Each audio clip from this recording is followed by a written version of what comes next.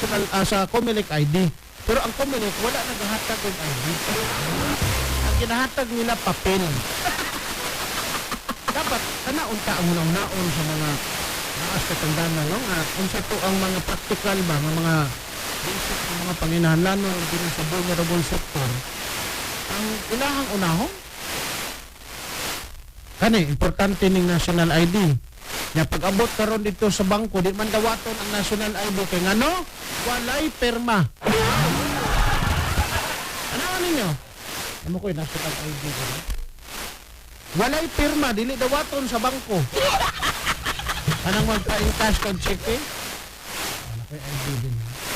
Ano kay national ID? Bisag ako nga tana maghambog ko na anak ko.